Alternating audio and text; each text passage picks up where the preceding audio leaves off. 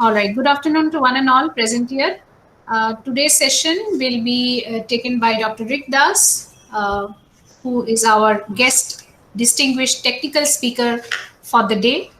We welcome him to the Research Cell, Dayanand Sagar University. Good afternoon, Dr. Rick Das. Good afternoon, ma'am. Good afternoon to Dr. Banga sir, Dean Good Research, afternoon. Research Cell, Dayanand Sagar University. Good afternoon to all the participants, PhD research scholars and guests of the university. To start off with, I would give a brief biography of Dr. Rick Das and his accomplishments. He is a PhD Tech in Information Technology from University of Calcutta, MTech in IT, University of Calcutta, and BE in IT from University of Burdwan. He is now the Assistant Professor, PGPM, Information Technology, Xavier Institute of Social Service, Ranchi. He is also the ACM Distinguished Speaker and the SPOC or SWAM Local Chapter XISS, Ranchi. Dr. Rick Das has over 16 years of experience in academia and research with various leading universities and institutes in India, including Narsi Monji Institute of Management Studies, Globson Business School, Maulana Abdul Kalam Azad University of Technology, and so on. He is currently associated with XISS. Dr. Rick Das is recently appointed as a distinguished speaker of the Association for Computing Machinery, New York, USA. He is featured in ULET's Wall of Fame as one of the top 50 tech-savvy academicians in higher education across India for the year 2019. He is also a member of International Advisory Committee of AI Forum UK. Dr. Das is a recipient of prestigious In Science Research Excellence Award hosted in the year 2020. Dr. Das has carried out collaborative research with professionals from industries like Philips, Canada, Cognizant Technology Solutions, TCS, and so on. Dr. Das has filed and published 2 Indian patents consecutively during the year 2018 and 19 and has over 24 international publications till date with reputed publishers like IEEE, Springer, Emerald, InderScience, and so on.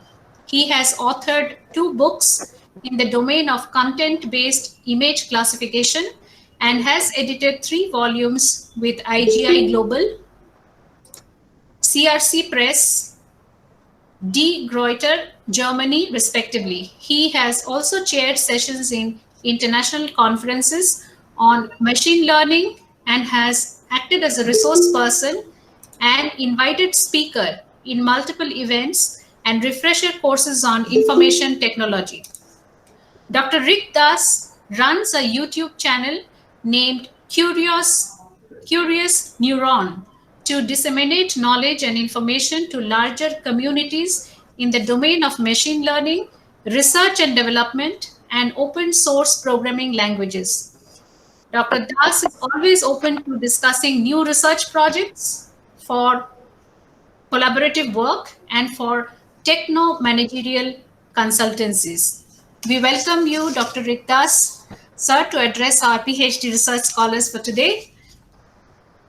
Thank you, Madam, for such a wonderful introduction. Respected Dean Research of Dayanand Sagar University, respected Dr. Anupama Ji from Dayanand Sagar University, the faculty members, the PhD research scholars, friends from media, ladies and gentlemen present here in this event. A warm welcome on behalf of Xavier Institute of Social Service. I myself, Rick Das, in front of you from the program of Information Technology. Well, you might be wondering that since I belong to Xavier Institute of Social Service, which is one of the reputed Jesuit-based school in here in India, and I represent the program of Information Technology, which is, this institute is offering PGDM. So how come research becomes so close to my heart? At XISS, we do practice excellence and reaching out to the poor and the marginalized with the help of innovative things, innovative ideas, social services, social contribution, and we continuously try to bring in the disruptive trends and techniques in our courses, curriculums, with the help of research so that we can bring in inside our classrooms and can train with the help of Education 4.0 and can create industry-ready professionals, especially for Industry 4.0. And that is what we are unique, and we create professionals with a difference. Being said all these things, I would now like to move on to the presentation, which I have planned to share with you all here in this occasion. I hope my screen is visible and I am also audible to all the participants here. Purpose is to make the attendees familiar with the process of rigorous research and how to outline the ideas of research, and to encourage the attendees to critically evaluate research paper they read. So this is what is the basic idea of this interaction. While we are approaching towards research, and whenever we think of research, it comes directly to our mind, especially to those who are the research scholars who will be thinking of doing research in coming times, and how exactly to deal with research. The basic idea of research that comes to their mind is innovation. That is, research and innovation, it seems that those two words or those two phrases may be used interchangeably. Now, being a research scholar, I may think that what exactly innovation is or what exactly research is, because of the fact that every day, let's say for attending a PhD degree course, or let's say for attending something which is for achieving PhD degree, if I need to innovate every now and then for each single paper, then is it really possible to innovate every day, every hour, every moment for every article? Let's say if I write 10 articles, 6 articles, do I need to innovate for each of the articles something new? Then what is it that will help me achieve this degree? So innovation, of course, is an important part of research, and it essentially means that I would like to stay ahead of the curve. And it refers to something which is novel, which is new, which can be a new idea, which can be a new method. So in that way, if we are trying to think of innovation in perspective of research, probably we will be doing justice to the idea of research. Now, if we are thinking of innovation in research, primarily research is of two different kinds. One is fundamental research, another is applied research. Being said these two terms, what exactly fundamental research pertains to? It is some very basic ideologies towards which you will be revealing some kind of natural activity, natural phenomena, and establishing some theory which may not be of immediate use for the mankind or for the society or for the stakeholders. So it is not of immediate use. But in case of applied research, it is something where we are trying to do something, or we are trying to innovate something which is probably of immediate use or immediate deployment or implementation, right? So we will be able to understand these terms more clearly as we move ahead with this presentation. There are certain hurdles in innovation and research mindset. The hurdles pertains to the idea that whether I will be at all in a position to do research or not.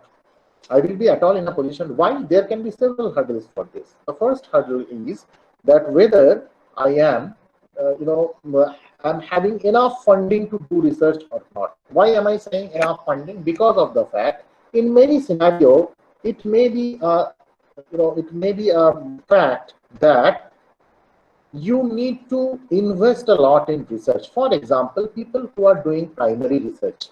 For primary research, they need to visit places, they need to find out data, they need to collect data, in fact, and then thereafter they need to move ahead, right? So if they are getting proper funding for that particular thing, if they are not being able to actually justify the way they are doing the research and the way they are doing the funding, getting the funding, then it becomes very depressing for them to continue those kind of a research, right? So collecting primary data becomes a hazard. There are certain people, so research doesn't only mean that it is being done by PhD research scholars. Even at organizations, at places, people are doing research, but then they might think that the head of the organization will anyways do whatever the person feels to do or wants me to do. What is the point in proposing new ideas, novel mindset. What is the point in doing so? One more thing can be that there are people who are very like-minded, who are looking always for some kind of an immediate return on value, some kind of a marketing strategy or idea, why to do intellectual research with these kind of people. Then there can be another thing, like I have somehow at some point of time I have done a workshop on research, or just like we are doing it now, and after that nothing happened. So what is the point in doing research? Nothing actually happens. These are nothing but actually theoretical discussions and theoretical brainstorming. Finally, nothing is going to happen. These are certain kinds of hurdles, and there can be many others as well, which are the bottlenecks in the mindset of research or research and development. Right. So there can be certain traits in innovative minds, or in people who are actually willing to do research. So what are they? They can be some kind of systematic collection of impulses that could lead to innovation. So what kind of idea you are gathering from your environment, from your surroundings, from the people with whom you are interacting, from the network which you are making, that will finally lead you to generate some kind of an idea. Now you may think that I am doing research on my own. Why do I need to create certain kinds of network? Why do I need to create certain kind of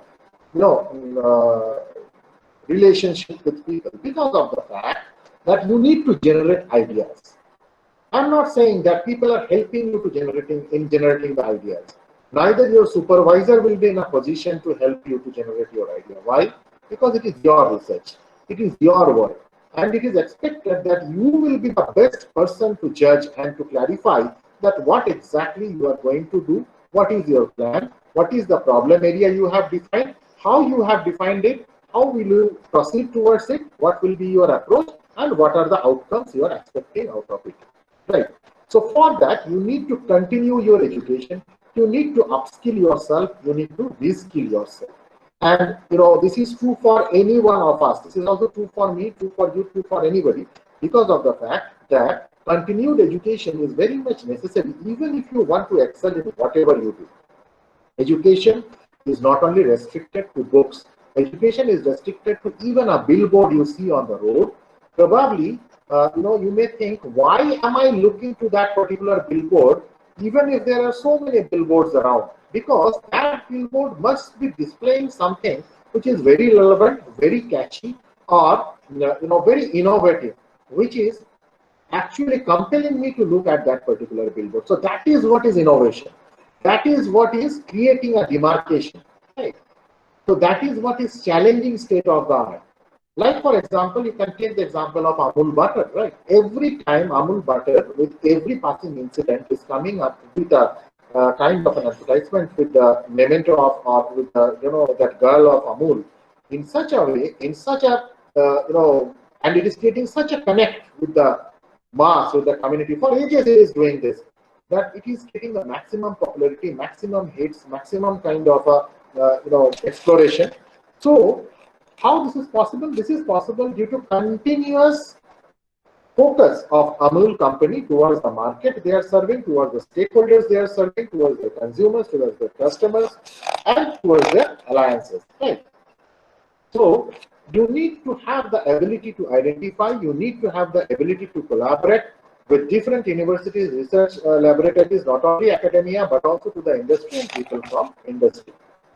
There can be different types of innovation. The first one being incremental innovation, which means adding very small, improvements to whatever they're existing in the current scenario. To that, you add certain new kind of, or rather certain new ideas, new systems to the, let's say, existing one, slowly, step by step. Then there can be radical innovation. What is radical innovation? Radical innovation is something where you are doing a series of, let's say, new innovation, or totally a new kind of an invention, and you are throwing away everything which is old. So I'm giving you an example. In case of incremental innovation, let's say you are, going for a cell phone. In case of cell phone, you might have seen, if you see the evolution of cell phone, primarily cell phone was something which was just for calling. Then came the SMS, right? Then came something like your messenger services, and then now there is an integrated camera. So trivial improvements are going on, and finally you are getting a cell phone now, which is a very compact and useful gadget. Incremental innovations. Then radical innovation. What is radical innovation? In case of radical innovation, what will happen? That you will get something very new. For example, if you are actually doing this current setup of pandemic, whatever existing medicines are there, they are trying to help the people with those medicines. Some people are responding, some patients are not responding. Now some new drug will come, which will eradicate all the existing drugs and will, for that particular disease, right, corona, and will take the place. So that will become a radical innovation. That will become a totally new kind of an invention. And then systematic innovation is something where you are strategizing and following steps to address a particular problem. So there is a problem for which you have already identified the problem, and you are developing and strategizing certain steps by which you can address that problem and can form a theory with an open set of mind, right? That is free from your mental bias. So now there are essential traits for pursuing commendable research. For example, you need to develop strong problem solving skills. Why? Because of the fact, while you are doing research, you have to be very careful and you have to be very idealistic that whenever you are trying to do a research, on what basis you will do the research. You need to find a problem for the research. For example, if you are thinking that you will be working on child labor. So what exactly, there can be plethora of problems that the child laborers are facing.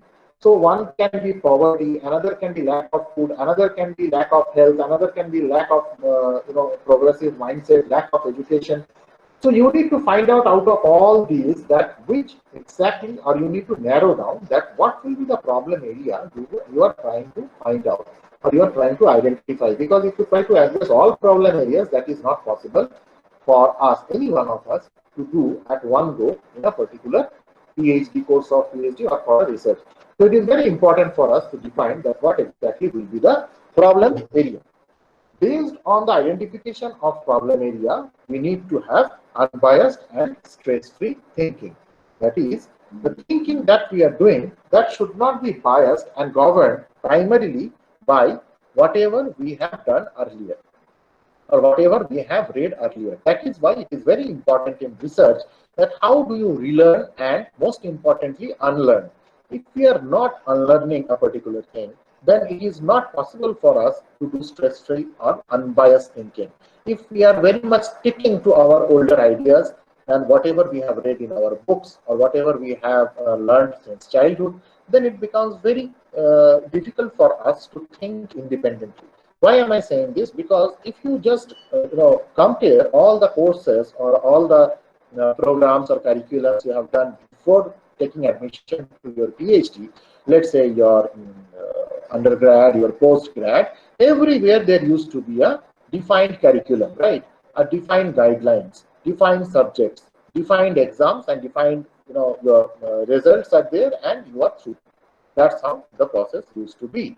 But now, since you have entered your PhD, except your coursework, you do not have any defined syllabus, neither you have any defined path for your research work. So you have to be very careful while you are attending your PhD course that how exactly you will be the designer of your course, you will be the goal setter of your course, you have to be proactive, you have to be innovative, and then you will be experiencing meaningful learning from research. How that will happen? That will only happen if you have curiosity of learning. Otherwise, it is not really going to happen. There is quite some influence of social media in research.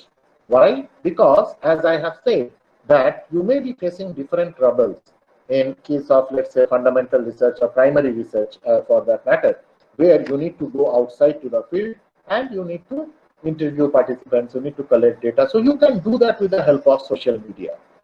You can also boost your research profile by updating the several kinds of new things you are doing with the help of your research, so that people can know this and people also comment on this, from which you may receive new ideas. You can also make your connections aware that you wish to collect some kind of a data by interviewing them, by floating a questionnaire, and then you can also collect data from social media. You can get connected with like-minded people or people from your domain, or interdisciplinary research kind of a scenario where people from other domain can also get in touch with you, so that they can share their ideas and resources with you for your research work. Right. So if you are using social media, that is Facebook, Twitter, LinkedIn, and places like that, in a constructive way for your research, trust me, it can be a very useful and helpful means for you all. In fact, I have also used social media for research purpose and all these things, for you to conduct meaningful and valuable research. But you need to understand that how to use it, how to collaborate with people, how to get connected with people, and then how to do quality research. So that is why it is also a skill you need to practice while you will be using social media in these days, and most importantly, significantly in these days of pandemic, when we are all working from home and we are all in lockdown. So we have to have a very clear idea about the influence of social media in research, right? So there are certain important factors of research writing. Whenever we are doing the research, we must be doing it with some kind of idea in our mind. What do I mean when I say idea? It means that we are attempting to write a research paper. So we have to be very careful about certain aspects. For example, coherence, the first one. So you need to include all the necessary information in each section of your research article or paper, right? So what do we mean by this? It means that while you are writing your paper, you cannot be really careless and can write it just like blog writing or just like SMS or WhatsApp writing. You have to be very careful that what exactly you are trying to state through this paper, and for that, what are the necessary information which you need to put here. You are not supposed to repeat the information. So that is why there is a rule which is known as IMRD structure. I am showing you the structure, and you have to abide by the relevance. That is, for a paper, what are the length guidelines, and then what are the different kinds of formatting guidelines which are there. Then there is clarity. Whatever you should write or express in a research paper, you should do it with clarity. Before I move on to the next slide, I am showing you something, right? So here, my screen is visible to all of you, the Google screen? Yes, sir. It's okay, visible. Great. So now, if I am taking an example, let's say, of this particular journal. Okay. This is a journal. All right. Now, this being a journal, if I look at it, I have said many things right now. No, you need to understand the coherence, you need to understand this, that. So before I go to this journal, I am showing you one important aspect. For any journal, what you will find, if you can see here, you can see it is written received 13 October 216, accepted 15 June 2017. Now you can understand that for this particular journal, whose name is Neural Computing and Application, this article, research article, is submitted on 13th of October and it is accepted on 15th of June. But when it is almost, received on 2016 and accepted on 2017. So you have to be clear that how much time you are willing to devote for an article, and you will get the idea from here, from a previously published research paper, if you are having that research paper with you. If not, now I am showing you the journal. You see, this is a journal from a very reputed publisher which is printed, right? Machine Vision and Application.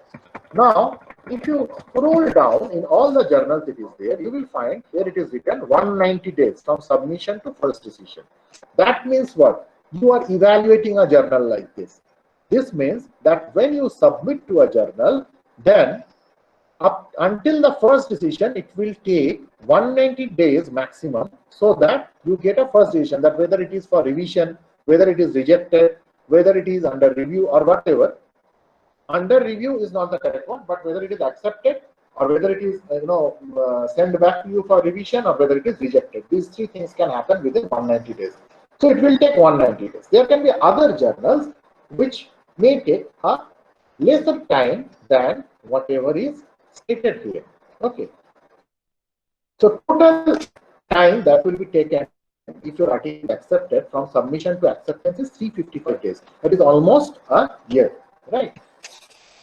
So that you have to be very clear about submitting a paper to this particular journal or any journal where these informations are given, right? This is point number one. Point number two is, it is very important to understand that an impact factor. That means how much impactful this journal is. As you can see, for this particular journal, it is 1.605, the latest impact factor for 2019. A 5-year average will be 2, the impact factor. Now, you can find many other journals also who are saying they are having impact factor, but then you please keep in mind that only impact factor which are being cited from JCR or Journal Citation Report is of value. Rest all are not being considered in any of the standard places, institutions, organizations, anywhere. So this is a JCR one, right? How do you understand that? This is JCR or what? Okay. For that, you need to go a little bit downwards and try and find out the indexing of the journal. You see here it is written abstracted and indexing, SCM Digital Library, and you will find that Science Citation Index expanded. It is indexed in or SkySearch. So this is what is the indexing from Clarivate Analytics, right? And then you will find here Journal Citation Report, which I was saying it was JCR. So from here the impact factor is being given.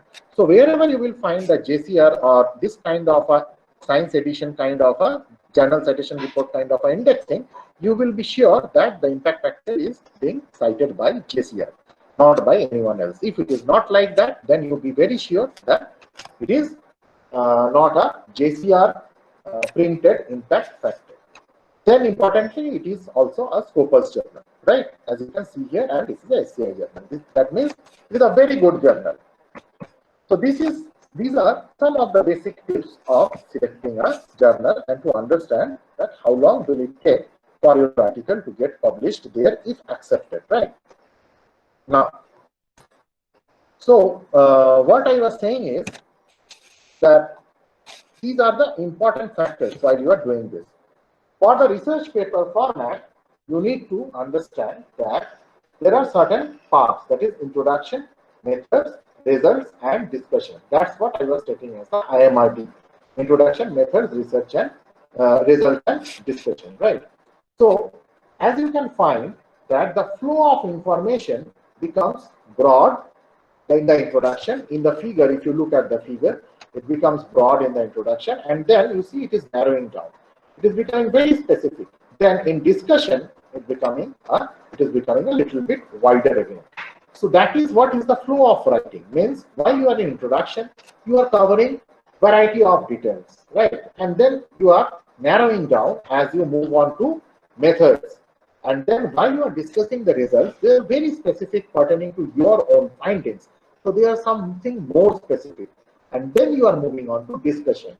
Then you are discussing why these things have happened, what are the different reasons for these things to happen, how it can be improved, or what are the different logic behind this. So it becomes a little bit elaborate once again in the discussion. So that's what is the IMRD format.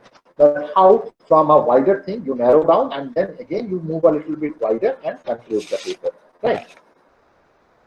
So before writing the paper, you need to study a lot. Why am I saying this? Because suddenly jumping into writing a paper, some of you might have done your industry work, in various domains, and you have observed that people who are doing work in industry or doing different innovative tasks, and then you are delivering it to the clients. But then in research, in academic research especially, it is a little bit different. Why? Because of the fact, once you do this, you need to set up for whatever you have found out, whether by coding or by some kind of a justification. You need to create a very strong theoretical base of these. Otherwise, it is not going to be accepted by the research community. If there is no logic, suppose you are saying that this thing is better than that thing, or this thing is not good compared to some other thing, then you have to justify theoretically that what is the basis of your statement. If you are not doing that, then it becomes quite unacceptable to the research community that it has happened just by chance. They will say this has happened just by chance, and there is no theoretical basis of this. So you have to be very clear right from the beginning that whatever you are claiming, whatever you are stating, whether that is theoretically established or not by you in the research article, or whether you are capable of doing so. If not, then you have to justify that why you are saying this with some kind of an evidence. So if you are not doing that, your research will not be valued and revered anyway. So be that very clear right from the beginning, because otherwise you will be working on a certain kind of a problem, certain kind of a research, working day in and day out, and finally it is getting rejected, it is not being accepted. So it will become very troublesome for you to accept, and it will become genuinely frustrating for you. So that is why I said that please be methodical and try to understand by going through several research papers in the beginning. At the beginning, you may have to go through several research papers, but later on, as you get experienced, you will understand just by reading the abstract. But then before that, please try to go through standard research papers so that you will be able to understand that what is the methodology, what is the technique, or what are the different ways of representing a research, of writing a paper, of setting up the theoretical kind of concepts and things like that. So you have to be very careful about all this before writing a paper.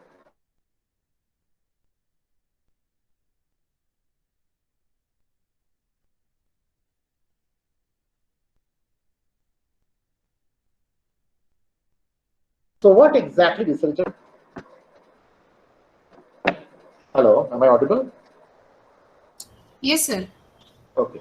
So what exactly literature survey is pertaining to?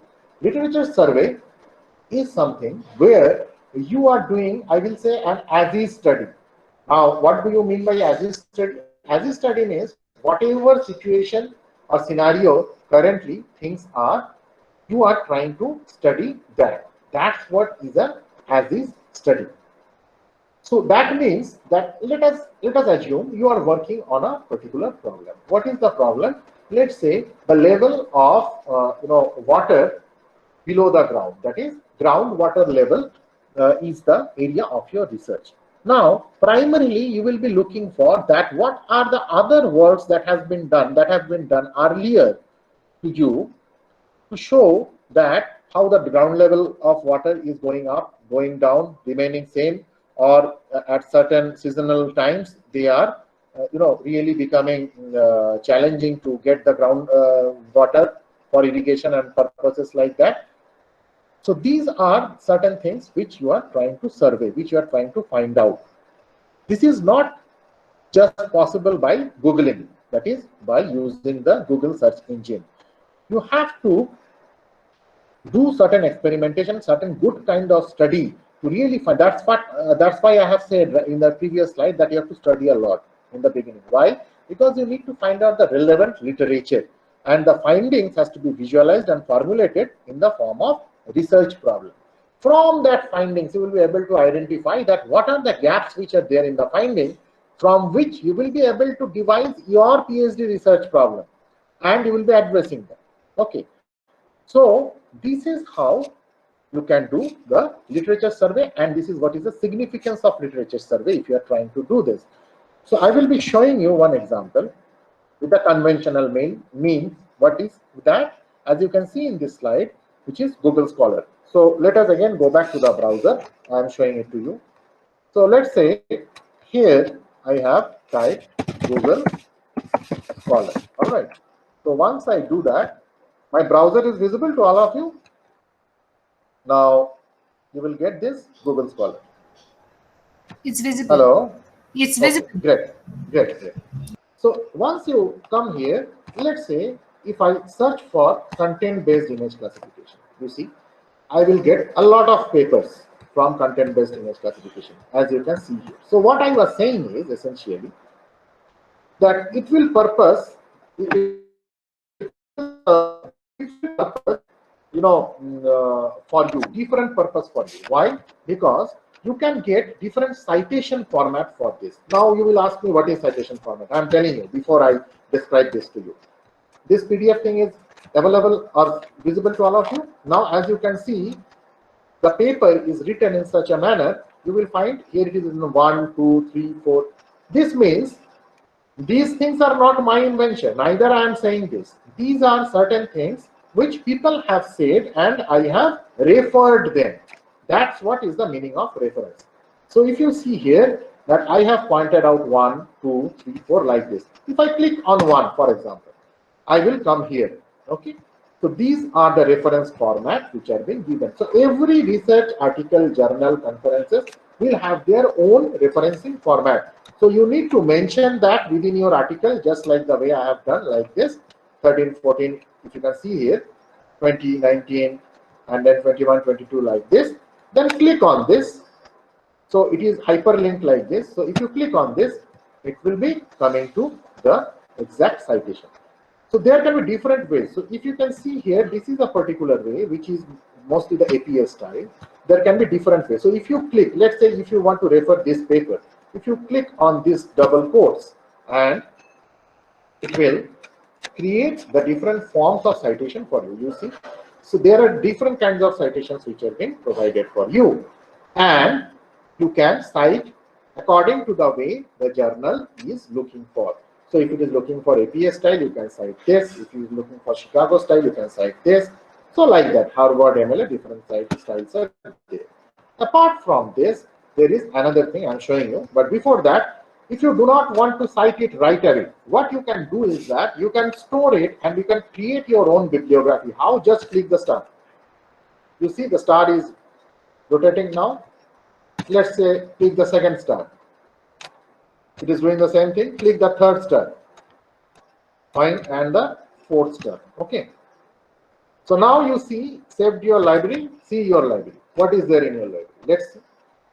So you see all these are saved in your library now under your email ID. Fine. So these all are saved. What you can do, you can select all of them. Okay. And you can download it. So there are different formats in which you can download. Let's say I download it in CSV format. So it will be there in front of you in form of Excel file. So now let's see what it is actually that is downloaded. Let's see. So it will be opening here in front of you whatever is downloaded, and you will be able to see that what is actually downloaded from this list. There is another tool, I'm showing it to you, that is known as Mendeley. These are all reference managers, right? So this is Mendeley. Meanwhile, the download has been opened. So you can see that it is automatically created for you. You can store it for your offline storage. Authors, title, publication, volume, number, everything is there for whatever paper you have selected, right? So you see here, these are the authors. This is the name of the publication. This is the name of the journal, this is the volume, this is the number of the journal, these are the pages, this is the year, and this is the publisher. So you see for all this, these are being stored for you. You can do it for number of articles through Google Scholar easily, right? So this is what a referencing tool is. Another one is Mendeley.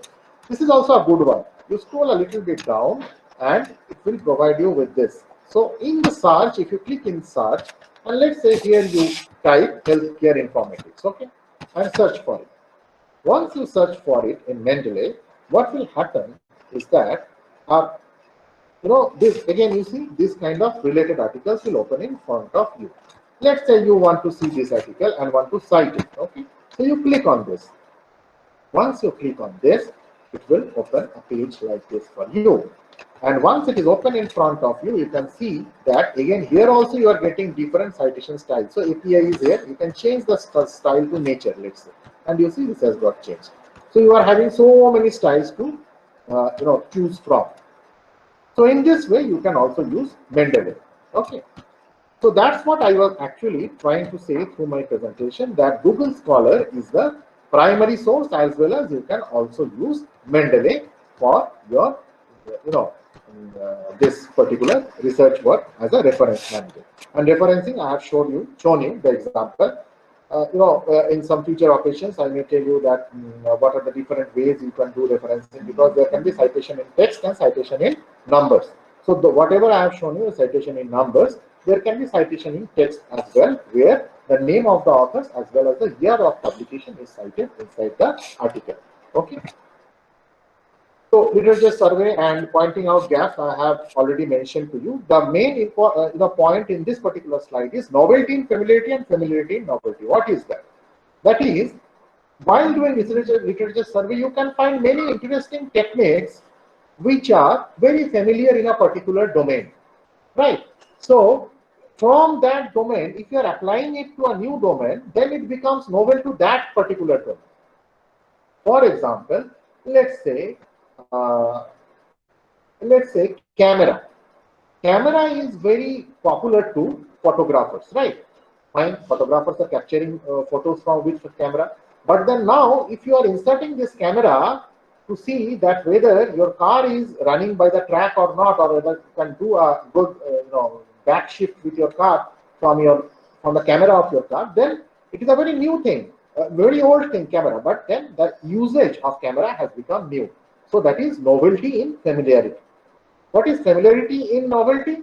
That is, there can be certain way familiar technique, or there can be novel techniques which can be used in a familiar area. Like for example, if you are using some new kind of an application. For example, if you are using let's say the Internet of Things for your washing machine. What is that? You can stay outside and you can control your washing machine. So that becomes a novel technique in a familiar area, which is washing machine, right? So this is what is the concept of novelty in familiarity and familiarity in novelty. That you can gain, this skill you can get with the help of literature survey. So you can, all the things which I have discussed, that it has its influence throughout your work. It will help you to identify what exactly you are trying to do and what are the previous work which are there, what is the state of the art, what improvements you can do, and what are your contributions to the work, right? So where from you can get literature sources? One is that your institute, your university, your organizations may be subscribed to different kinds of services. Let's say they can be subscribed to IEEE, ACM, Scopus, PubMed, and different places like that, from where you can have the authenticated username, password, and you can download them from the different journals. So if it is open access, then the common journals are there. There can be also hybrid publications and valuable studies. There is one very significant and interesting scheme, which is INDEST arrangement, that is Indian National Digital Library. So if I click on this, then probably it will take us to that particular website, and there can be ResearchGate and academia.edu. These are for your peer-to-peer referencing. Why? Because of the fact, so here it is coming, your INDEST one. So you can see this INDEST AICTE Consortium. This is also helping you to get several kinds of literatures, right? So apart from this INDEST, if you are looking at it, you can have also the different sources. So I am showing you one of the sources. Before that, let me make it a little bit bigger. Yeah. So here it is. So there can be different primary sources like research papers, conference proceedings, and theses, and dissertations, and official publications like this. And there can be secondary sources like reviews, reference book, compilations of work, and tertiary sources as well, like directories and yearbooks. But there is a very important source called preprints, where you will find different quality articles of great value and for free. So I am showing you one of Elsevier, which is ssrn.com. So if I click on this, and it is now contacting the server, and it will take us to that particular source from where we will be able to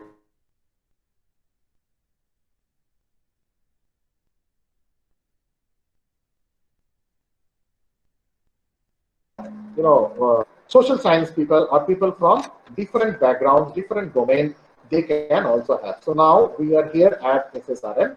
So you can see here at SSRN, My screen is visible, my browser is visible to all of you where the SSRN is getting displayed. You see, this is how it looks like. Okay. Hello. It is visible.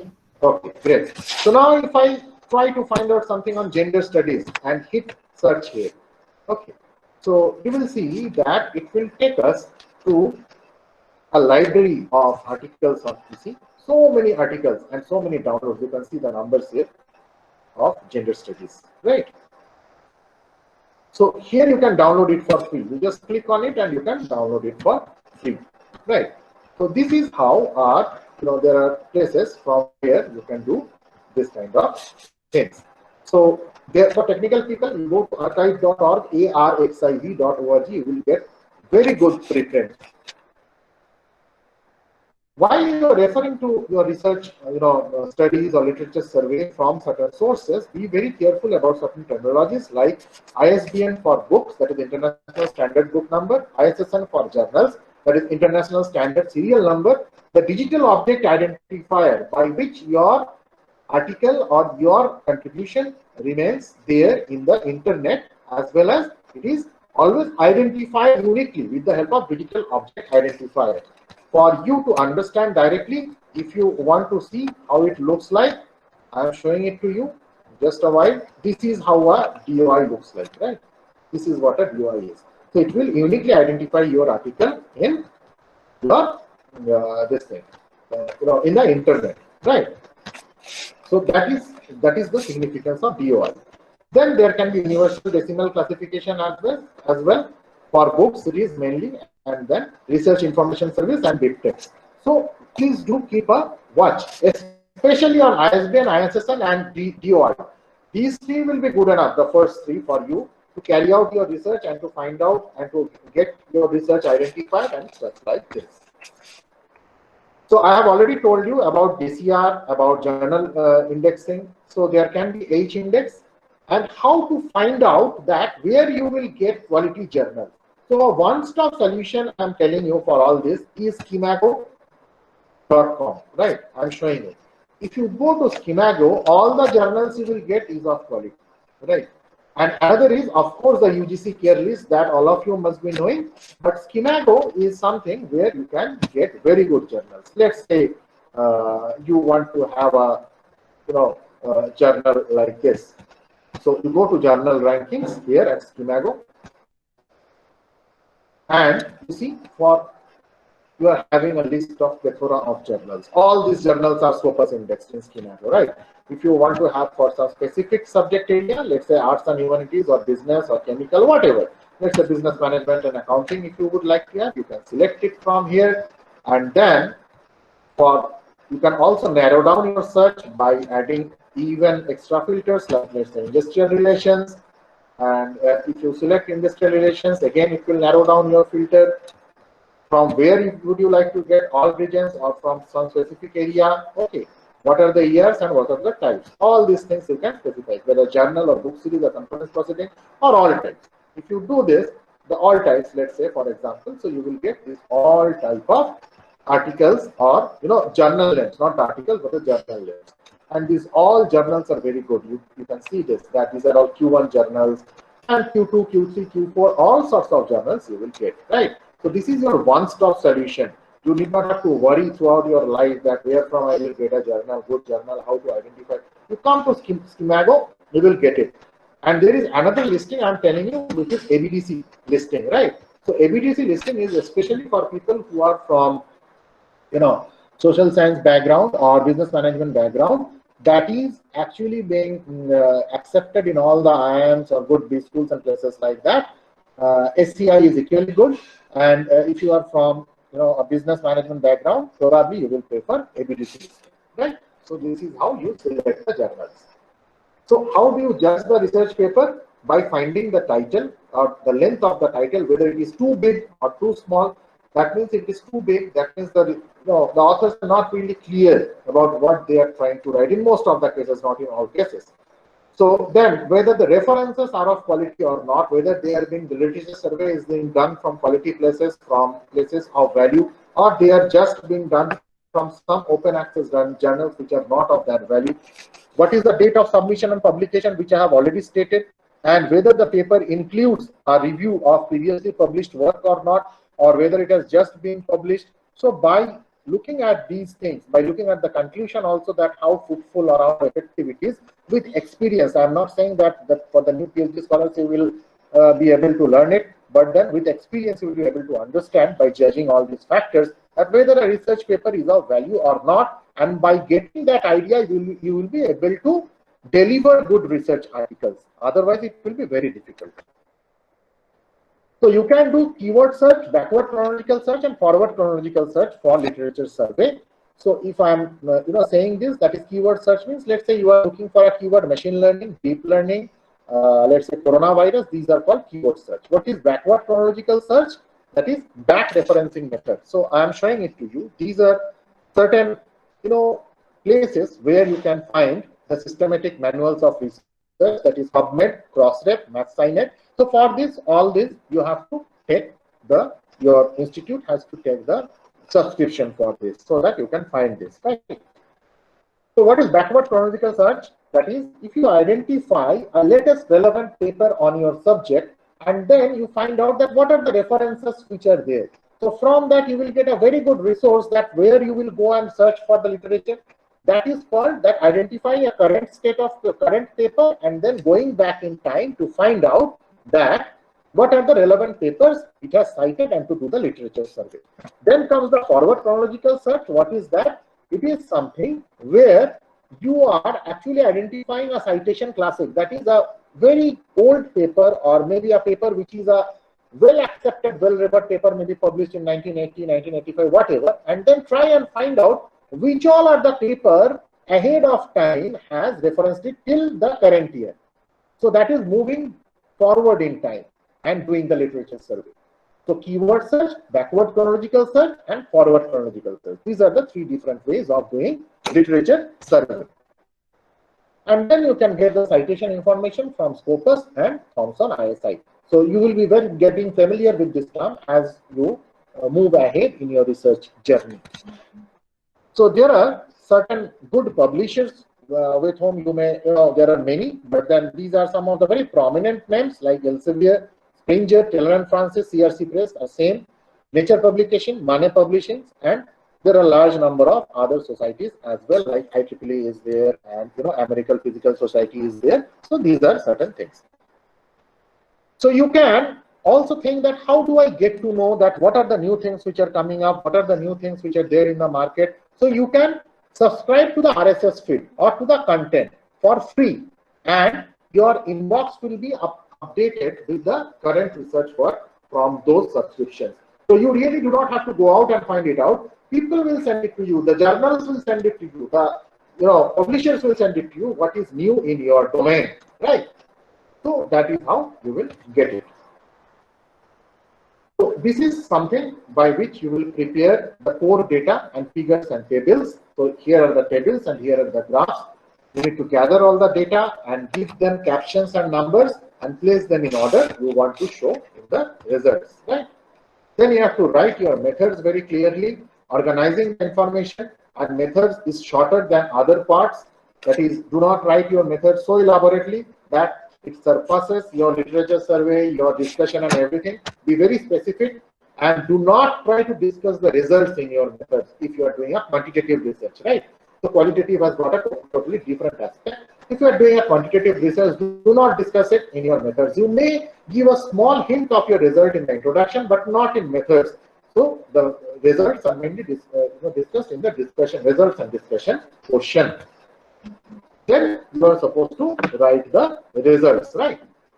Writing your results, what you have found and why you have found that. So probably there you need to be a little bit elaborative on the theory portion of the result. That what are the reasons of these different outcomes or findings that you have received in the research article. So then you are writing the discussion explaining this, right? Whatever I have said. So these are the certain ways. So it has been written elaborately here.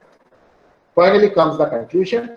In the conclusion, what you need to do is that you need to understand that what are the things you have discussed here. You need to summarize that. You need to explain what you have done in brief and probably some of your future works which you are thinking to do. Okay, so extend your research claims and questions. Fine. Finally, probably you are going back and writing the introduction part at the last, because now you are very sure what you have done. And then you are going back and writing the introduction and the abstract while you are writing your paper. Why? Because of the fact now you are sure what you have done, then you elaborate it in the introduction, probably do a little bit of literature survey in the introduction and discuss the result in a one-liner. But do not forget to mention clearly the scope and objective of your research in the introduction and the flow of research. That will actually entail that your research paper is very methodical and is of quality and will create a good impression on the reviewer who is going to review your research paper. So these are certain questions which you are supposed to answer in the introduction, that what is the problem you are solving and what do you know about the problem, what are the existing solutions, which I was saying, limitations and gaps and all these things. So two main questions in introductions: what is the gap in knowledge and why does it need filling? Why you are doing the research? Why do you think the research should be done? And then how this study, your research will fill the gap. This is the organization of the introduction. I am not going through this deeply. And these are certain tips which I have already discussed with you for the introduction. These are your digital presence. Once you have good research articles, good library of research articles in your name, they must be displayed here in Scopus, in ORCID, in DBLP, in Google Scholar, and in ResearchGate. Try to showcase them. In any case, for Scopus, if it is only indexed in Scopus, then only it will come in Scopus listing. Otherwise, it is not same for DBLP. But for Google Scholar, you can create your own Google Scholar profile and can include things manually. Same is true for ResearchGate.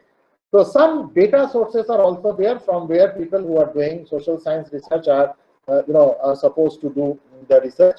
So they are NFHS, World Bank data, ILO, Indian data sets. So you can go to this particular, links and you can find the data sets there. These are available. These data are available for free, right?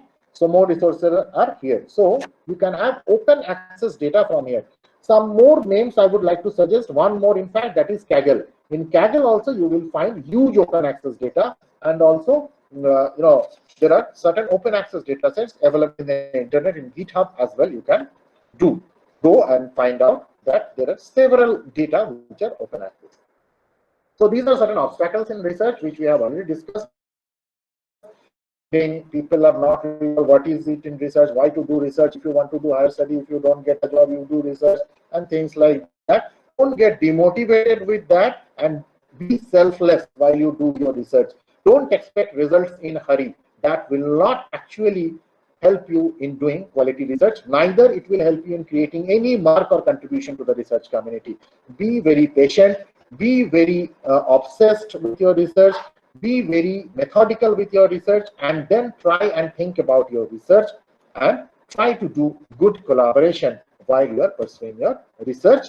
So there are certain suggestions that you may go with Web of Science and Scopus, and you may get motivated if your publications are being displayed there in your institute website every time you do a good publication, and it is being encouraged in LinkedIn by your social media friends, and then initiative is required in writing project proposals as well, and you can use your summer internship projects or projects like that as a research work and to transform it to a research paper.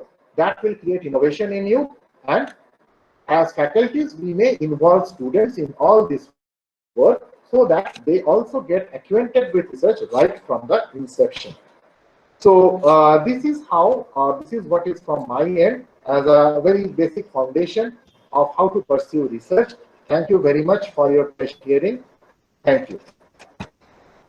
Thank you, Dr. Rick Das. Indeed, it was the topic of your session today was a systematic approach towards quality research, and I think your presentation did a fantastic job on that. We have, I think, 2 questions which we would like to take, but before that, I would like to welcome Dr. Shailaja Shastri, ma'am. Welcome, ma'am. Good afternoon. You have already entered the webinar. Yeah. Good afternoon. Good afternoon. Good afternoon, ma'am. Good afternoon from my end as This is Dr. Rig Das. Good afternoon, Dr. Das. Yeah. Yeah. Good afternoon. Good afternoon. This is Banga Dr. here. Banga, Oh, Dr. Banga, very nice to meet you, sir. It's a pleasure. Such a After a long pleasure. time, right? Yeah. yeah. So, ma'am, we'll just finish with sir's session. I think there are some 2 questions, and then we can start off with your session. Sure. Dr. Banga sir, is that okay, sir? We'll finish off with Dr. Sure. Banga's questions. Yeah, right. Thank you. There were 2 or 3 questions, if I'm right, Dr. Anupama. Yes, actually, sir. Yes. So Shailaja Mulla Kalluri has been asking Dr. Rig Das, which one is a better, platform, Mendeley or Google Scholar? That is one. Second thing she has asked is how to identify the good research paper. Right. I think Veena has asked this question. Yeah. So to answer the first question is that see, Mendeley and Google Scholar, these two both are awesome platforms, I would say. But then for Mendeley, you are also having a desktop version which you can download and you can sync with the internet, right? Yes. But in case of Google Scholar, it is very handy and you can use it. But then at some time you will find that Google Scholar is not giving you the entire entire citation. Then you may have to move on to Mendeley. So you can use as a mix, but mostly you can use Google Scholar because I have said it is very handy.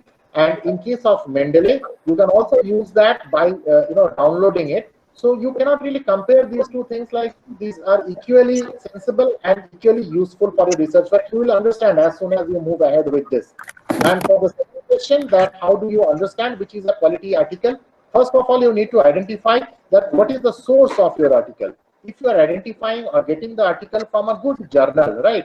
Good journal means the various abstracting indexing services which I have said, and from the journals which are having those indexing services. I'm not saying you go to directly to IEEE transactions right at the beginning, but then to some reasonably good journals with at least Scopus indexing, but not getting things printed. If you pay some money to the journal, 2,000, 3,000, 10,000 or whatever, don't go for those journals. Those journals, all the journals are having open access, but you will find there is an option called hybrid open access. That means you can either subscribe or you can also pay money for open access. But then once your research is accepted, then only you are asked to do that. It's not that you just pay your money and you publish your research. Those journals, I'm telling you, categorically will come with an advertisement: publish your research in 7 days, publish in 1 day, 2 days. So don't go for articles from journals like this. Go with quality journals with proper indexing, with SCI indexing, Scopus indexing, and try to find out articles, their titles, their names, and you will really be able to identify good articles by that, and it will again harness with your experience in research. So this is how to do these 2 things. And I think there is one last question that is from Shailaja. How many papers or articles are preferred for literature survey? Well, you see, you cannot really define the number, because as long as you are not able to identify your problem domain, you have to go on reading papers, right?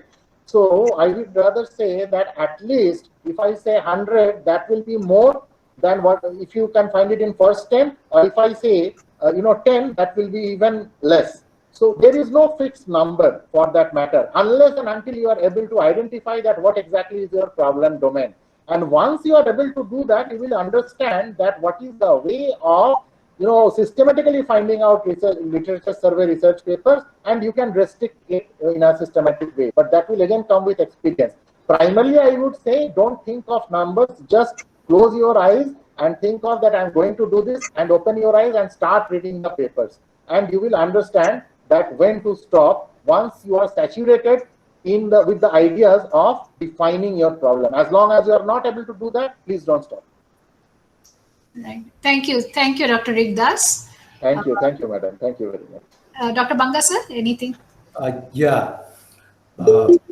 Professor Rig Das, I think Yes, you sir. have given very well structured presentation on a systematic approach towards quality research. I'm sure all our research scholars will be getting benefit out of this presentation. You have given what tools to be used in which stage. Everything has come out very well.